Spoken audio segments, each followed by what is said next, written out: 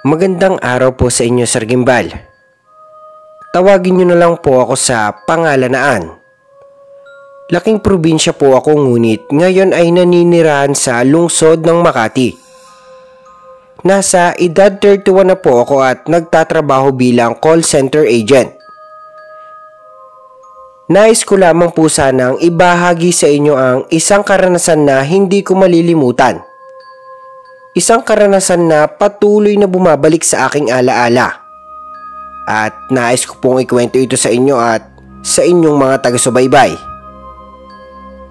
Tandang-tanda ko pa po noong mga panahong iyon.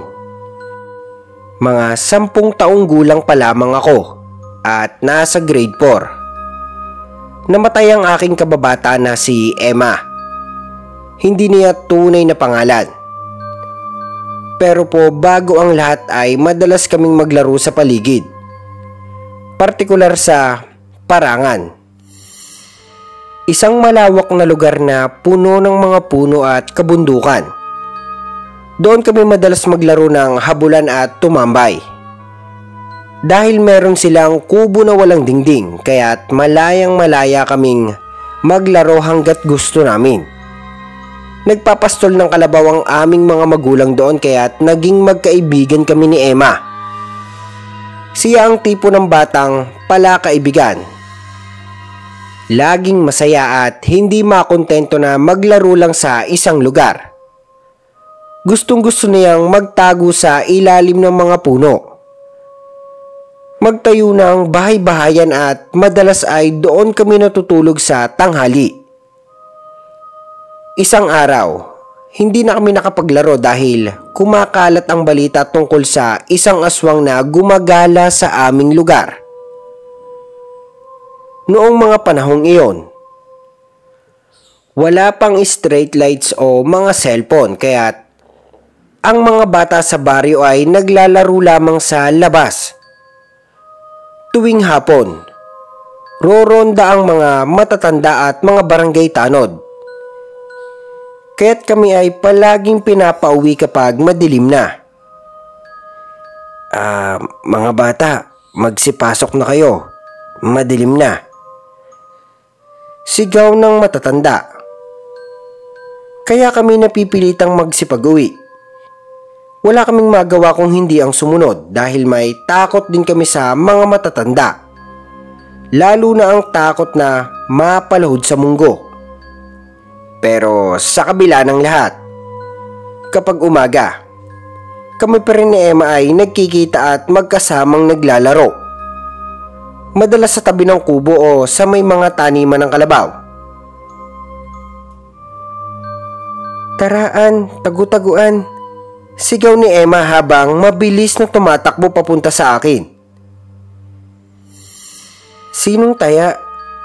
Tanong ko habang kinakamot ang aking hindi maayos na buhok. Di ako, sige na, tagunaan. Sagot ni Emma medyo nag-aalinlangan habang papunta siya sa malaking puno ng siniguelas. Doon siya tumayo at nagtakip ng mata. Nagsimula siyang magbilang. Tagu-taguan sa ilalim ng buwan.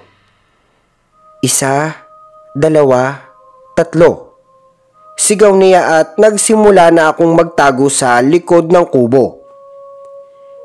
Sumiksik ako sa ilalim ng sahig. Wala itong dingding. Medyo hapon na kaya't hindi na ganoong mainit at mga tatay namin ay natutulog sa malaking duyan na gawa sa ratan. Bigla na lang, boom, taya! Sigaw ni Emma at tumuro siya sa kinaroroonan ko. Naiinis ako kasi ayaw ko maging taya. Daya mo naman. Siguradong kita mo ako kung saan ako nagtago. Sigaw ko habang palabas sa ilalim ng sahig at naririnig ko ang paggising ni Itay. Doon nga kayo maglaro sa malayo at huwag nyo kaming istorbohin. Galit na wika ni Itay kaya't nagsitakbuhan kami ni Emma papunta sa isang lugar na malayo sa mga tatay namin. Doon kami tumakbo sa may maliit na kakahuyan sa gilid ng parang. Medyo malayo na kami sa kubo kaya't malaya kami magsitakbuhan. Pero sa kabila ng saya ng laro, ramdam ko na may kakaibang pakaramdam sa paligid. Parang may mga mata na nakatingin sa amin mula sa dilim ng kakahuyan. Noong mga oras na iyon, ako ang naging taya at sa totoo lang, takot na takot akong maging taya dahil sobrang galing magtago ni Emma. Para bang may kapangyarihan siyang hindi ko maintindihan. Wala siyang katulad kapag nagtatago. May mga pagkakataon na gusto ko nang sumuko sa laro dahil kung gaano niya ako kabilis mahuli. Ganon ko naman siya katagal makita. Ewan ko kung anong meron siya, pero may pakiramdam akong hindi siya basta-basta. Na parang may anting-anting o isang lihim na kapangyarihan. Hindi rin nga siya nakaligtas sa aming ibang nagiging mga kalaro sa pagtukso sa kanya. Sinasabi nila na anak siya ng mangkukulam kaya wala siyang ibang kaibigan kung hindi ako. Pero kahit na ganoon ang trato sa kanya, hindi ako nakinig. Masaya siyang kasama at marami siyang kwento tungkol sa mga bagay na hindi ko kayang intindihin. Pero tulad nga ng dati, nagtatago ako at naghihintay na makita siya. Ngunit iba ngayon, hindi ko na siya hinahanap. Siya na mismo ang lumabas mula sa kanyang pinagtataguan. Ay di po ako nakinig. Pagkos masarap pa nga siya kasama. Dahil ang dami niya na alam na mga bagay-bagay sa mura niyang edad. Kaya naman po tulad ng dati ay anong tagal ko naman siya bago makita. Kaibahan nga lamang po ay kusa siyang lumalabas mula sa kaniyang pinagtataguan. Gusto mo rin bang sumali sa laro namin? Mula po sa malayo ay pakinig ko ang boses niya na parang may kausap. Agad ko naman po siyang nilapitan at nakita ko nga na may kausap siyang bata na parang nasa edad 12 anyos. Parang wala na itong mga magulang kung tignan dahil mukhang wala pa itong ligo ng ilang araw. Dahil bukod sa buhagag at magulong buhok ay di naman maayos ang kaniyang lumang mga damit. Huwag ka na mahiya. Sumali ka na. Patuloy po sa pag-aalok si Emma pero di pa rin po sumali sa amin yung bata. Tumakbo lamang ito papasok sa masukal na bahagi ng kakahuyan at di namin nakita pa. Emma, sino yun? Tanong ko habang hinahabol ang tingin sa bata na babae habang tumatakbo nga papalayo. Di ko kilala eh. Nakita ko lang na nakatingin sa atin kaya gusto ko sanang isali. Sagot naman sa akin ni Emma habang nagkamot ng ulo. Tara, sundan natin para 3 na tayong maglalaro. Dagdag niya pero di na ako sumang-ayon. Mahirap na po kasi na habulin yung bata dahil di naman namin alam kung saan ba ito nagpunta. Naiisip ko na baka maligno iyon. Dahil nga madalas kami takutin ng aking ina para di kami lumayo sa aming pinaglalaruan. Emma, Ana, umuwi na tayo. Sigaw nung tatay ni Emma na parang papalapit po sa amin. Kaya naman nagsitakbuhan na kami papalapit dahil baka mapagalitan na naman po kami. At sa bawat araw nga po ay napapadalas yung paglalaro nga namin dahil mahaba-haba ang bakasyon. At ganun din po ay napapadalas na rin ang pagpunta noong batang babae para makita yung ginagawa namin. Kaya naman isang araw po ay sumama na rin siya sa amin para maglaro ng tagu-taguan. Gaya nga po ni Emma ay naging kaibigan din namin ito. Hanggang sa isang araw po, Biyernes ng hapon at ako po ang taya. Dahan-dahan ko po silang hinanap mula sa paligid matapos kong magbilang hanggang 10. Pero habang hinahanap ko po sila, sa di kalayuan po ay nakita ko ang isang babaeng nakatingin sa amin mula sa malayo. Nakatingin lang po ito habang nakatayo. Yung kaniyang mga mata ay malalim at parang walang buhay. Medyo kinabahan po ako ng bahagya dahil nga nakatago yung mga kalaro ko at ako lamang ang naroroon. Huminto po muna ako saglit at tiningnang maigi yung babae. Mukha naman pong nakahalata ito kaya agad po itong umiwas ng tingin at umalis na. Di ko na lamang po ito binigyang pansin at nagsimula po akong hanapin yung dalawa. Boom Nene, boom Emma, masaya kong sigaw nang makita ko yung dalawa na nakaakyat sa puno ng santol. Tuwang-tuwa naman po si Nene dahil siya na ang taya. Pero nung nasa kalagitnaan po kami ng paglalaro ay di po namin narinig ang tawag ni Nene sa amin. Umalis po ito nang walang paalam kaya para kaming mga serang ulo ni Emma na nakasuksok sa damuhan. Kaya naman nung nagtawag na muli ang aming mga magulang ay agad na rin kaming nagsitakbuhan paalis sa kakahuyan. Pero habang naglalakad nga po kami ng aking itay pauwi ay may nadaanan po kaming mga tanod na nag-uusap. Pare, mamayang gabi uli tayo maghalughog. Wika nung isang tanod kay Itay. Isa nga rin po pala siyang barangay tanod.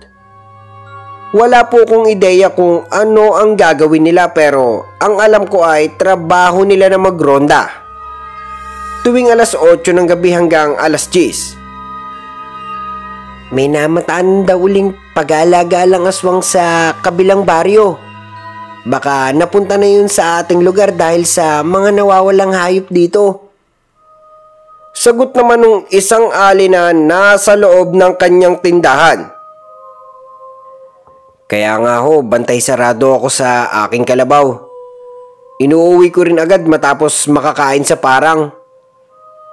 Sagot naman ni Itay. Kahit nga po bata ako noon, malinaw sa aking isipan na may panganib sa aming paligid at ang delikadong panahon ay laging nakaabang. Ramdam ko po talaga ang takot at kaba dahil nga po sa mga kwento ng matatanda tungkol sa mga aswang. Sabi nga po ng ilan sa kanila, kapag nauubos na ang mga hayop na kinakain nila, maaring magsimula silang manghuli ng mga tao at ang pinakamatinding takot ay baka nga raw mga bata na ang kanilang gawing biktima. Sa mga oras na iyon, wala po akong ibang naramdaman kundi takot at pangamba habang nakikinig sa mga kwento ng matatanda. Ang mga usapan nila ay parang isang madilim na anino na nagbigay ng matinding takot sa aking puso. Lalo na po nang malaman ko na ang mga aswang ay hindi lamang mga alamat, kundi may mga pagkakataong totoo ang kanilang pagdating. Kaya naman, ang bawat kwento ay nagsisilbing babala sa akin at sa aking mga kabaryo. At noong makauwi nga po kami, ganon pa rin ang usapan nila nanay. Patuloy silang nag-uusap ng seryoso. At ako naman ay nakikinig lamang sa kanilang mga salita kahit hindi ko ganap na nauunawaan ang buo nilang pag-uusap. Dahil nga bawal makisawsaw sa usapan ng matatanda. Pinayuhan naman po ako ni inay na huwag na muna maglaro sa parangan.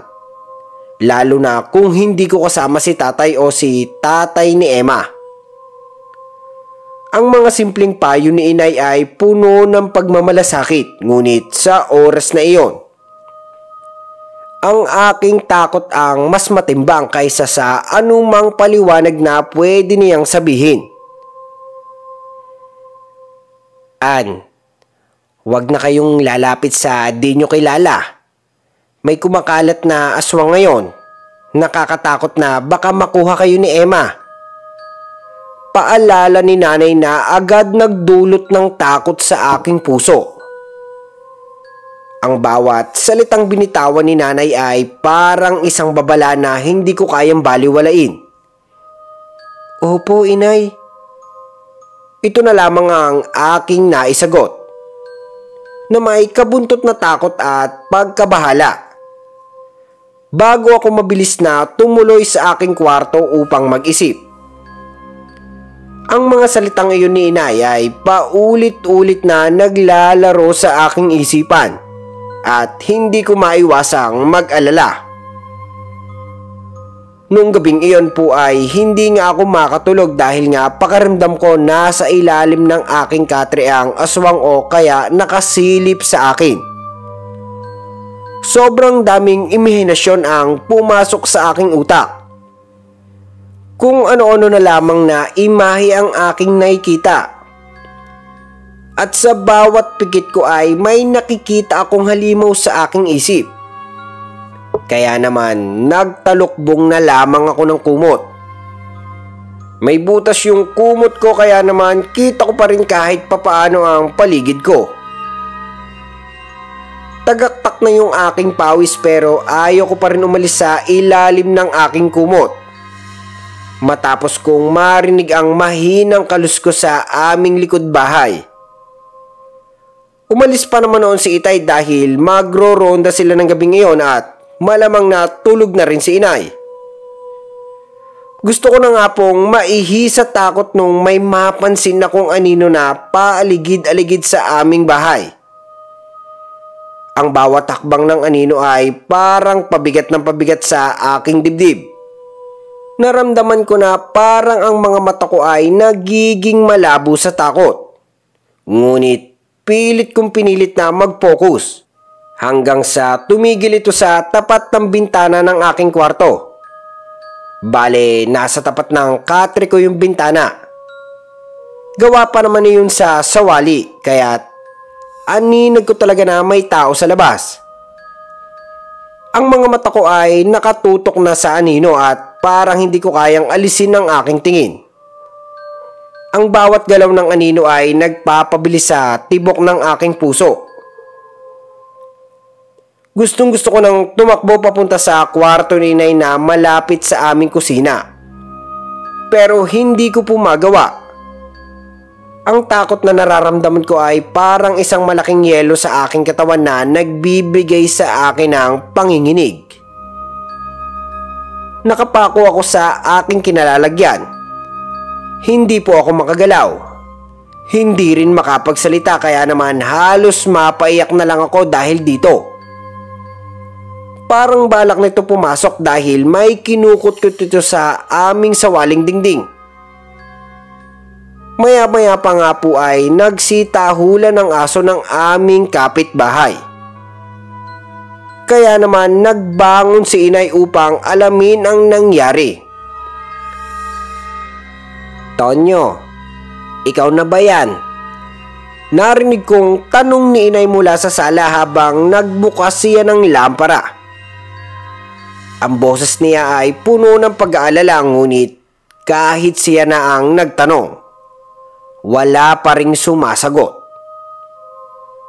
Tahimik na naghintay at sa mga sandaling iyon, hindi ko alam kung anong mangyayari dahil wala nga pong sumagot. Sinilip na lamang ni inay ang labas ng bahay.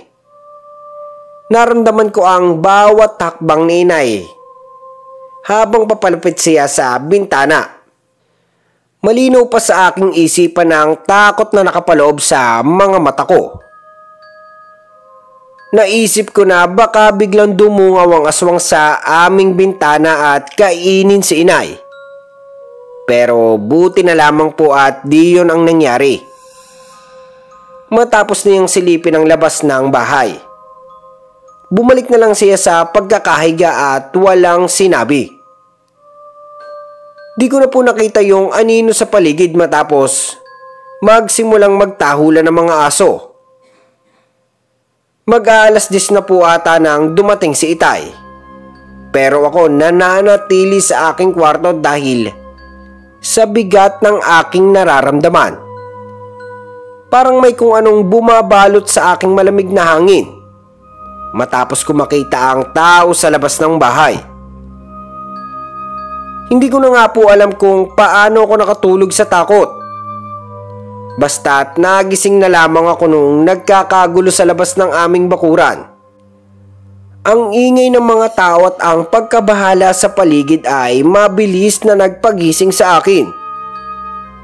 Ang puso ko ay mabilis na tumitibok at kahit ako'y gumising mula sa matinding kaba, naramdaman ko pa rin ang takot na bumabalot sa aking katawan. Naku, Tonyo, kailangan na talaga nating magdoble ingat. Halos wakwak ang tiyan ng iyong alagang kalabaw. Sigaw ng isang ginang na nanginginig ang boses. Ang tinig niya ay puno ng takot. Hindi ko maintindihan kung anong nangyari pero ang boses ng ginang ay tila nagsasabing napakadelikado ng panahon. Halatang takot na takot siya. Kaya naman nabahala ako na baka nga ang kumain sa aming kalabaw ay ang aswang. Sa mga kwentong naririnig ko, karaniwan daw nilang pinipili ang mga hayop muna bago ang tao. At sa pagkakataong iyon, parang kinumpirma ng takot ko na baka ito na nga ang simula ng hindi inaasahang pangyayari. Pero noong akma na akong lalabas, halos hindi ako makabangon dahil mabigat pa rin ang aking pakiramdam at medyo nalulula. Inay, tawag ko dahil nga hindi ako makabangon ng ayos. Ang katawan ko ay nanghihina at ramdam ko ang kabigatan ng aking mga mata na tila ayaw magbukas. Pagpasok nga ni inay, nadatnan niya akong nakahiga pa kahit na medyo tumaas na ang sikat ng araw. Nilapitan niya ako at dinampi ang aking ulo. Ang kanyang malamig na palad ay nagbigay sa akin ng konting ginhawa. Ngunit ang kanyang mga mata ay puno ng alalahanin. Nako, inaapoy ka ng lagnat anak. San ba kayo galing ni Emma? Yan ang sinasabi ko sa iyong bata ka. Lumaro ka ng lumaro. Nag-aalala ang tanong sa akin inay habang inaayos ang aking higaan. Pilit na binabayaran ng bawat takbang ng aking nararamdaman. Alam kong hindi siya komportable sa aking kalagayan at dama ko ang bigat ng kanyang saloobin. Nay, may nakita po akong tao sa labas ng bahay natin kagabi. Iyon na lamang po ang aking nasabi at agad niyang kinamutla. Ang mga mata ni inay ay nagbago. Parang may alinlangan at takot na sumiksik sa kanyang mga mata. Walang salita na lumabas sa kanyang bibig. Ngunit ang katawan niyang tila nakapako sa pagkakaupo sa aking tabi. Ramdam ko na agad na hindi basta-basta ang sinabi ko. Mayroong seryosong bagay na nangyari at nang makita ko ang reaksyon ni inay, naramdaman ko na hindi lang ako ang natakot maging siya ay may mga bagay na hindi kayang ipaliwanag. Tunay ba yun, Ann? Tanong niya muli na aking ikinatango. Alam mo bang patay na ang kalabaw ng iyong itay? Wakwak ang tiyan nito at ubos ang dugo. Malamang na aswang ang kumain dito. Nanginginig na wika ni inay. Nalungkot ako sa balita ni inay pero nandun pa rin yung takot na kung hindi kalabaw ang nakain ng aswang ay baka ako ang gawin niyang pagkain kagabi. Teka, sandali. Ipaghahain kita ng lugaw at pupunta tayo sa albularyo. Nagmamadali si inay na lumabas at tila kausap niya si itay sa labas ng bahay. Habang naririnig ko ang kanilang usapan. Lalo ko pong naramdaman ang takot ng mga tao sa labas ng bakuran. Matapos sabihin ni inay ang tungkol sa nakita ko. Ang bawat galaw ng mga tao sa paligid ay parang may mabigat na pasanin. At ang mga mata nila ay puno ng alalahanin. Nako, narito na talaga sa ating baryo ang aswang mga kasama. Sigaw nila kaya naman parang di nila alam ang gagawin. Wala naman silang ideya kung sino ang aswang kaya andon yung pangamba nila. Saglit pa nga ay dumating si inay. Dala ang lugaw na ipinaghanda niya sa akin. Pinakain ako ni inay at habang kinakain ko yon ay hindi ko maiwasang mag-isip ng masama. Pupunta tayo sa albularyo ngayon kaya ubusin mo na yung lugaw. Wika ni inay. Agad nga po kaming nagpunta at sa bawat takbang namin. Hindi ko maiwasang isipin si Emma. Baka nga po siya ay naghihintay pa sa aming pinaglalaruan. Naghahanap ng kalaro. Inay, pwede ba natin daanan si Emma? Baka magtampo sa akin yun eh. Nag-aalala kong tanong. Gusto ko pa sana siyang daanan sa bahay nila. Pero hindi na pumayag si inay. Hindi pwede. Kailangan ka magamot ng maaga. Sabi niya kaya naman hindi ko na siya tinanong pa. Naisip ko na lang na kung sakaling wala ako sa parangan. Kalaro naman ni Emma si Nene kaya't hindi na siya magiging mag-isa. Pagkarating nga po namin ay agad akong ginamot ng albularyo. Ayon sa matanda ay dala lang ng takot kung bakit ako inapoy ng lagnat. Maglagay na lamang daw kami ng bawang at palibutan ng asin ang aming labas ng bahay upang di na muling bumalik ang aswang. Paano namin malalaman kung sino ang aswang? Nangangamba na ang aking mga kabaryo dahil sa kumakalat na aswang. Tanong ni inay na puno ng takot at pag-aalala. Ang kanyang boses ay may halong kaba. At ang mga mata ni inay ay naglalaman ng takot habang iniisip kung paano nila malalampasan ang ganitong uri ng panganib sa aming baryo. Ngunit ang matandang albularyo ay umiling na lamang at tila nag-isip ng sagot.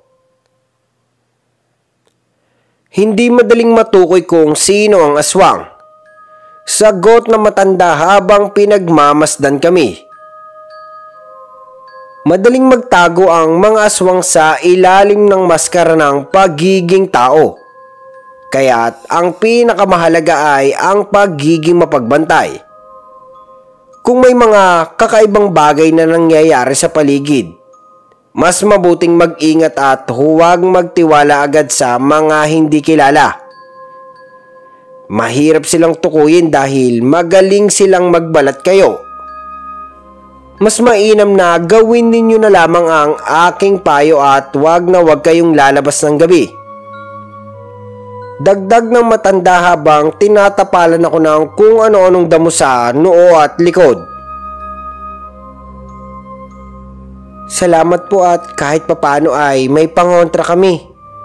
Buntis pa naman po ako at napakadelikado para sa amin ang mga aswang. Sagot naman ni inay habang hinahaplos ako sa aking batok.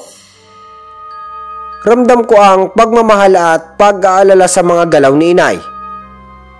At sa kanyang mga salita, nararamdaman ko ang bigat ng responsibilidad na dala niya bilang isang ina. Lalo na't may ipinagbubuntis siyang bagong buhay. Tuwang-tuwa naman po ako dahil magkakaroon na ako ng kapatid. Gustong-gusto ko na po umuwi para ibalita kay Emma na magkakaroon na ako ng kapatid. Parang ang saya-saya ko sa isip ko at sa kabila ng lahat ng takot na nararamdaman. May pag-asa na ako na magkakaroon kami ng isang bagong kasama sa bahay at higit sa lahat, gusto ko tong ibahagi kay Emma ang aking pinakamatalik na kaibigan. Pero pagkatapos nga po akong gamutin, hindi na po ako dinaninay sa parangan. Baka mabinat ka. Sa isang araw ko na lamang maglaro pag ayos ka na, sabi ni inay. Kaya't hindi na ako nakiusap pa. Naiintindihan ko naman ang kalusugan ko at ang kanyang ipinagbubuntis ay mas importante. Kaya't kahit na gustong-gusto ko nang maglaro kasama si Emma, pinili ko na lang na manatili sa bahay at magpahinga. Maghapon nga po ang dumaan at magdidilim pa lamang pero ang mga tao sa aming baryo ay nagsipasok na sa kani-kanilang mga bahay. Ang mga kalsada at daanan na kadalasan ay puno ng tao at mga nag-uusap. Ngayon ay tahimik at malungkot. Wala na ring mga tambay sa paligid dahil nga po sa kumakalat na mga balita tungkol sa mga gumagalang aswang. Ang mga mata ng bawat isa ay puno ng takot at ang hangin ay tila may kasamang pangambang hindi matukoy. Naging tila abandonado ang aming baryo dahil biglang tumahimik ang hapon. Ang mga kanilang mga hayop ay nakatali na sa mga bakura ng bawat bahay. Ang mga alaga nila ay tila inaalagaan na ng sobra upang hindi maging target ng mga nilalang na ito. Ang bawat isa ay nagmamadali at nagtago sa loob ng mga tahanan. Habang ang gabi ay bumabalot sa baryo. Sarduhan mo na ang iyong bintana. Magsasabit na kami ng iyong tatay ng bawang. Utos ni inay na agad kong ang sinunod. Maaga na rin po kaming naghapunan at natulog. Dahil na rin sa takot at pagod sa mga nangyari sa buong araw. Siguro po mga nasa kalagitnaan na ng gabi noong biglang may kung anong ingay na umaalingaw sa paligid. Ang tunog ay malakas at nakakatakot, parang may mga yapak na naglalakad sa dilim o kaya ay may mga bagay na tumatama sa bubong. Agad po akong napamulat at naramdaman ko ang kabang unti-unting bumangon sa aking katawan. Nagkulugan at kidlat. Bumuhos ang napakalakas na ulan na para bang ang langit mismo ay galit sa mga nangyayari. Ang mga patak ng ulan ay unti-unting bumubuhos kaya naman nakakapanginig ang lamig. Kaya naman sobrang himbing ng aking tulog ng gabing iyon. Parang ang katawan ko ay nawalan ng pangamba sa aking nararamdamang takot. Kaya tanging ang ulan na iyon ang lakas ng hangin ang naging pampatulog sa akin. Pero kahit na ganon, ang bawat tunog na naririnig ko mula sa labas ay nag-iwan ng malalim na takot sa aking puso. Paggising ko nga po ay nag-aambon-ambon pa at ang malamlam na araw at ang patuloy na ambon ay nagbigay ng pakaramdam ng kalungkutan sa akin.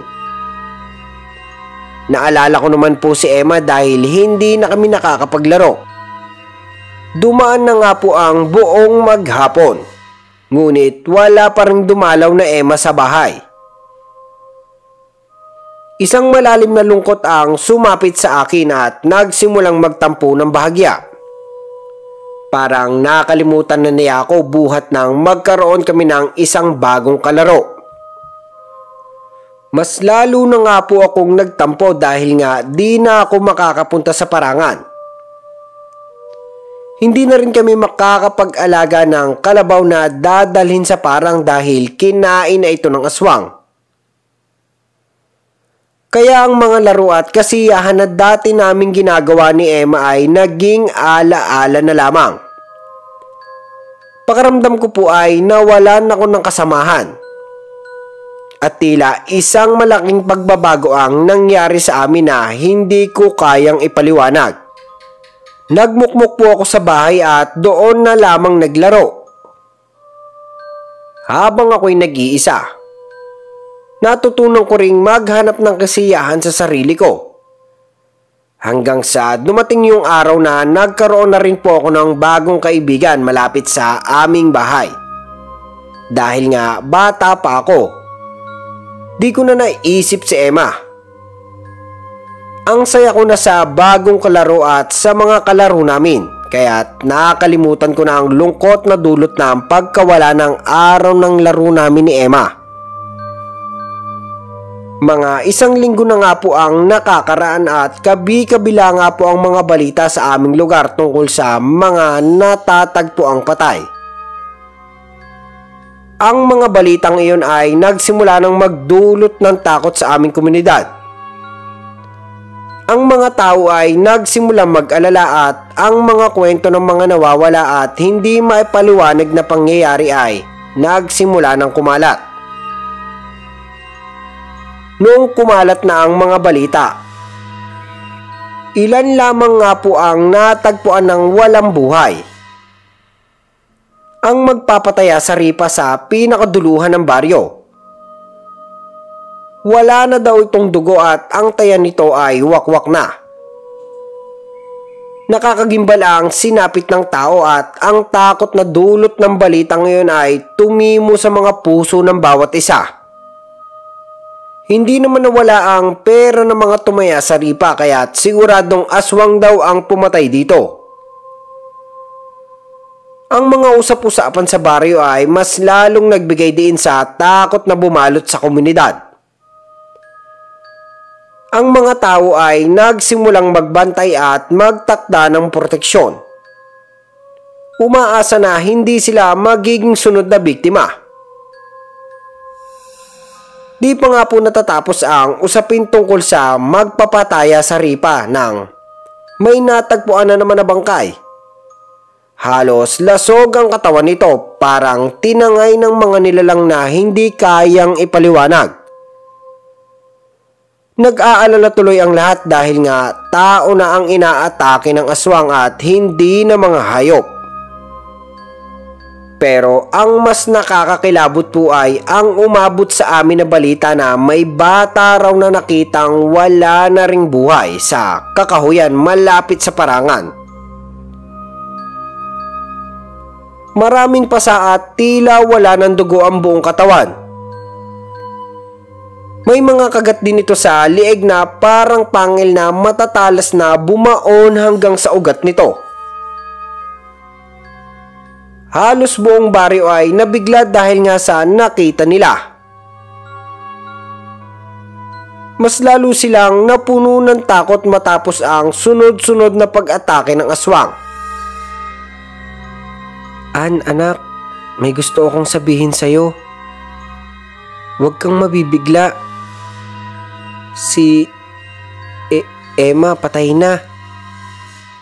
Malungkot na wika sa akin ni inay na aking kinalungkot at kinabahala. Maraming tanong ang tumakbo sa aking utak kaya naman napaiyak na lamang ako at di nakapagsalita. Natagpuan siyang patay at hinihinalang biktima rin ng aswang. Dagdag ni inay. Lubos po akong nalungkot dahil di ko man lamang siya naging kalaro sa mga huling sandali. Kaya naman naisipan kong pumunta sa bahay nila upang makita siya sa huling hantungan. Pumayag naman si inay kaya naman nung umaga din pong iyon ay nagtungo kami sa bahay nila. Sa unang beses ko pong pagpunta, napansin ko agad ang mga nakasabit na kung ano-ano sa labas ng kanilang bahay. May mga patay na hayop, pakpak ng ibon at mga sanga ng kahoy na nakatali na at nakasabit sa mga haligi. Ang mga ito ay may kakaibang itsura, parang may espesyal na layunin. Ngunit hindi ko pa noon lubos na isip kung ano ang ibig sabihin ng mga iyon. Pero ang aking napansin pa rin, ang isang matandang babae na nakaupo sa gilid ng ataul ni Emma. Malayo, sa dilim ng paligid, nakita ko siya ng maayos. Ang matandang babae ay tila hindi namamalaya ng aking presensya. Nakayuko at ang kanyang mata ay nakatutok sa ataul ni Emma. Sa kabila ng mga nangyari sa aming baryo, tila siya lamang ang hindi apektado ng takot na bumabalot sa lahat. Galit at lungkot ang aking nakita sa kanyang mga mata. Alam ko na agad na lola niya ito dahil ito lamang ang kaniyang kasama maliban sa kanyang ama. Matapos kasi mamatay ang ina sa panganganak ay ang lola nito ang naging nag-alaga kay Emma. Nakikiramay po kami, kaisyang sa pagkamatay ni Emma. Marahang tinapik ni Inay ang lola ni Emma na nabigla sa aming pagdating. Mabilis na gumalaw ang matanda at napayakap sa inay. Subalit ang mga mata nito ay puno ng luha at galit. Hindi na nakayanan ng matanda ang bigat ng nangyari at tumulo na ang mga luha mula sa kanyang mga mata. Umiyak ito pero alam ko ang kanyang mga mata ay puno ng galit. Pagpaabayaran ng mga aswang ang ginawa nila sa apo ko. Sigaw ng lola ni Emma. Habang kanyang katawan ay gumugulgul ng pigati at ang boses nito ay puno ng paghiganti. Humagulhol ito habang nakatingin sa medyo naaagnas na katawan ni Emma na tila hindi makapaniwala sa nangyari. Ang mukha ni Emma na dati puno ng saya, ngayon ay tila nagiging simbolo ng matinding kalungkutan at takot. Ang katawan nito ay tanging patunay ng trahedya na naganap. At ang galit ng kanyang lola ay nagbigay ng matinding tensyon sa buong paligid. Ramdam ko ang bigat ng galit at pighati sa mga mata ng matanda. Nakakaramdam ako ng pangambang hindi ko kayang ipaliwanag. Bawat salitang binitawan ng lola ni Emma ay nagsisilbing babala at sa kabila ng kanyang pighati, isang matinding paghiganti ang sumiksik sa kanyang puso.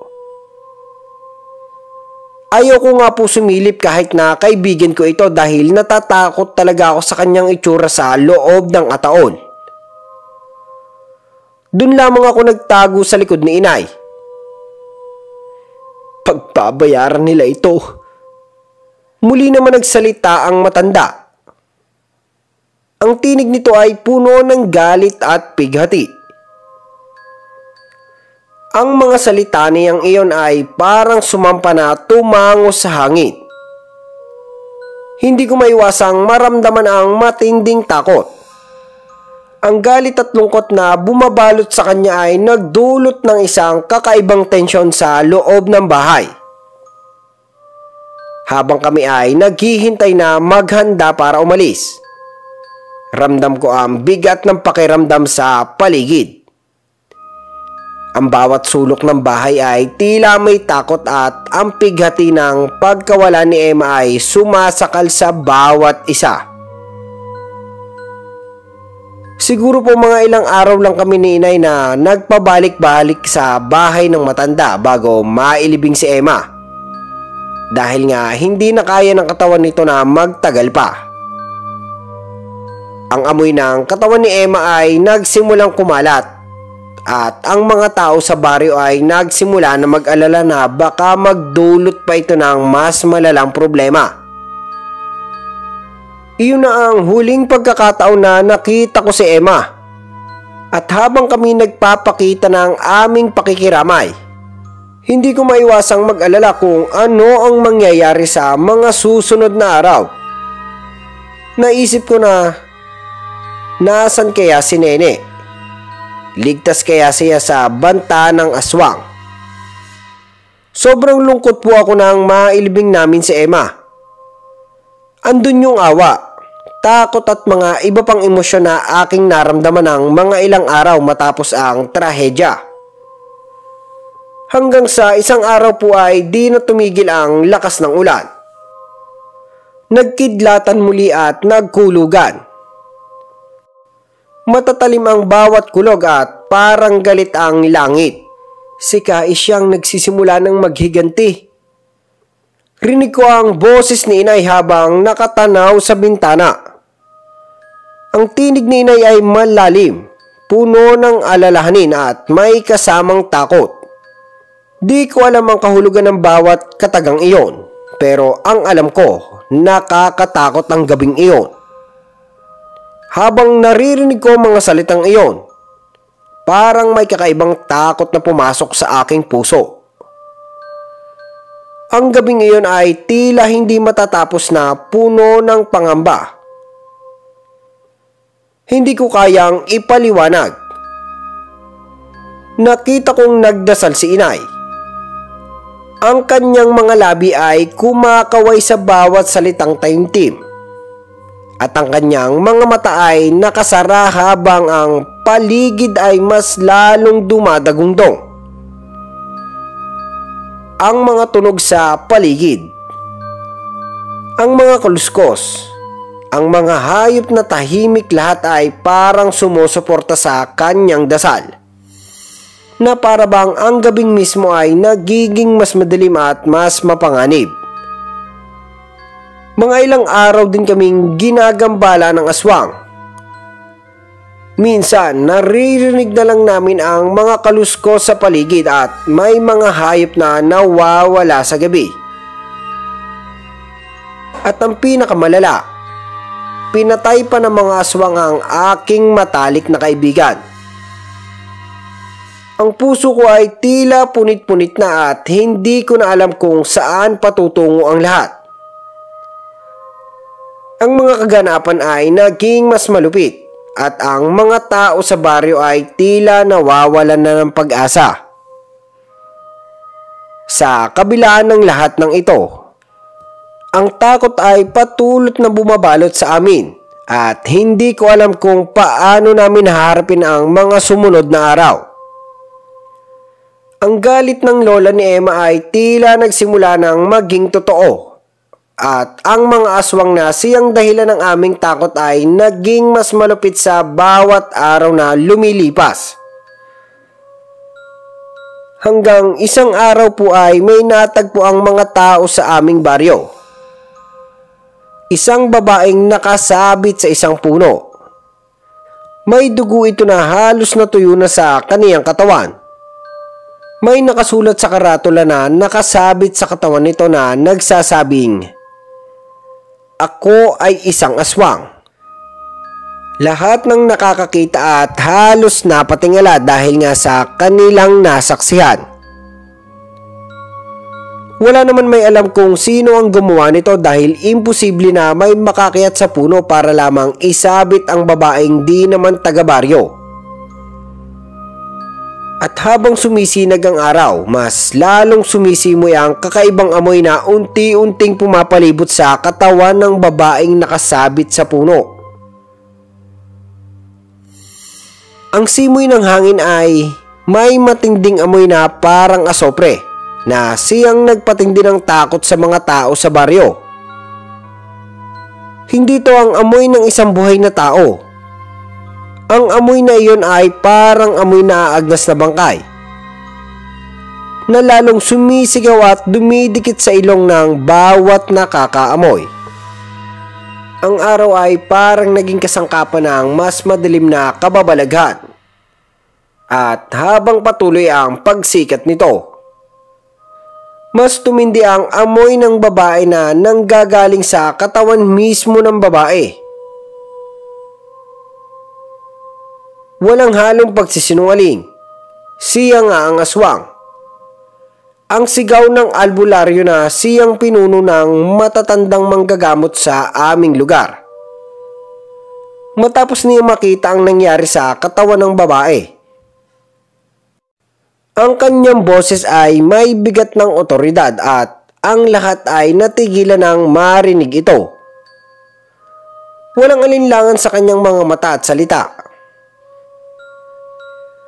At para bang alam niyang ito na lang ang sagot sa isang misteryoso na matagal nang nag-aalab sa kanilang mga isipan. Nagkaroon naman ng pag-asa ang mga taga-baryo.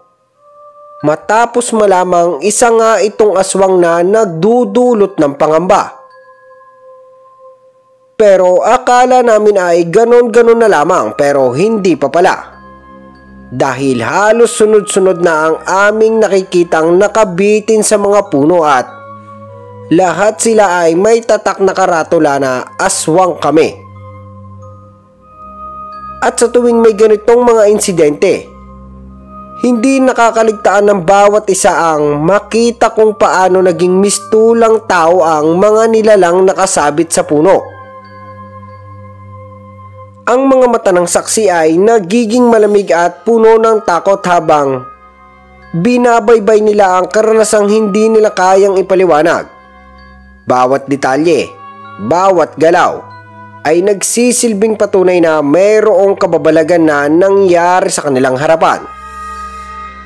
Ang pinakamatinding pangyayari ay tuwing sumisinag ang araw. Ang mga nilalang na nakasabit ay parang unti-unting nawawala, nagiging abo at naglalabas ng nakakasulasok na amoy. Malamang ayon sa mga matatanda, ay amoy daw ito ng taong pinaslang ng mga aswang at kung sino man daw ang gumanti sa mga ito ay lubos ang kanilang pasasalamat. Salamat naman kay Kaisyang at ipinaghiginti niya na ang mga naging biktima ng mga aswang. Bulong ni Inay habang nakatingin kami sa natutunaw na katawan ng mga aswang. Pero kahit na ganoon po ang nangyari ay di ko na rin po nakalimutan si Emma. Maging si Nene. Di ko na rin po kasi nakita pa si Nene matapos ang insidente. Hanggang sa magpasok na po muli. At sa kabutihan po ay di na muling nabalita ang pagkakaroon ng aswang sa aming baryo. Mga ilang buwan din lang po ang lumipas at nabalitaan na rin namin na patay na pala si Lola Isyang. Ayon sa anak nito ay dala daw ng pagod at lungkot sa pagkawala ni Emma kaya naratay ito sa banig hanggang sa bawian ng buhay. Hindi daw nito kinaya ang lungkot sa araw-araw at hindi makatulog kakaiyak. Ngunit ayon sa mga sabi-sabi ay may mga nagsasabi na baka inubos lahat ni Kaisyang ang kanyang kapangyarihang itim upang makapaghiganti sa mga aswang na pumatay kay Emma.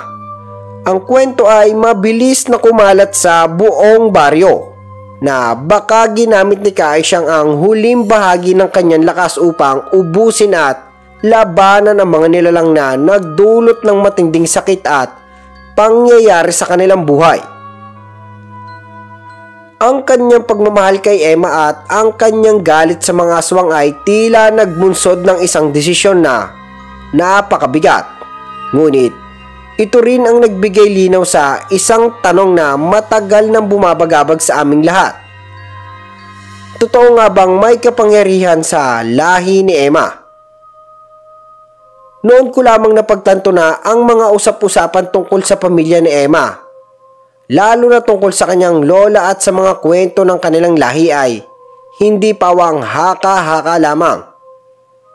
Tunay pala at hindi lang basta kwento. Sa tabi ng apoy o mga kababalaghan ng matandang henerasyon. Mangkukulam nga raw pala ang lahi ni Emma. Isang lahi na matagal nang ipinagkakaila at tinago mula sa mga mata ng mga tao sa baryo. Ang mga pangyayari pati na rin ang pagkamatay ni Emma ay nagbigay ng linaw sa mga bagay na matagal nang naiwan sa mga kwento ng nakaraan. Pero di na masama ang tingin ng ilan sa lahi nila dahil nakaligtas sila ng maraming buhay kahit kapalit nito ang buhay ni Emma at Lola Isyang. Pero sa kabila ng lahat ng mga kababalaghan at hindi maipaliwanag na pangyayari, ang pinakamahalaga sa akin, Sir Gimbal, ay ang katahimikan na sa wakas ay dumating na sa buhay nilang mag-ina at maglola. Sa kabila ng lahat ng mga sakripisyo, kalungkutan at mga bagay na hindi maintindihan, natapos din ang kanilang paglalakbay sa mundong puno ng sakit. Payapa na rin silang nakahanap ng kapayapaan at ito na ang pinakamahalaga, na hindi na sila magdurusa pa sa ilalim ng anino ng takot at galit. Pinakamahalaga po sa akin ay naging parte siya ng aking pagkabata. Kaya nga po kahit na may edad na ako at may anak na rin sa kasalukuyan ay di ko pa rin maiwasang hindi maalala si Emma tuwing napapadako ako sa aming baryo pag nagbabakasyon. Hanggang dito na lamang po, Sir Gimbal, at sana ay nagustuhan niyo po ang aking istorya. Maraming salamat po. Hanggang sa muli po. Palagi po kayong mag-iingat at more power po sa channel nyo. At hinihiling ko rin po ang kapayapaan sa bawat isa. Lahat naman po tayo ay may darating na problema. Ngunit ang mapapayo ko lamang po ay huwag po tayong susuko sa mga hamong ibinabato sa atin. Dahil naniniwala po ako na wala pong ibibigay sa atin na hindi kakayanin natin. Hanggang dito na lamang po ang kwento natin sa ngayon. At sa mga bago po sa aking channel ay mag-subscribe na kayo at huwag nyo na rin kalimutan i-hit ang notification bell button para maging updated kayo sa mga susunod pa nating upload sa channel kong ito. Maraming salamat po.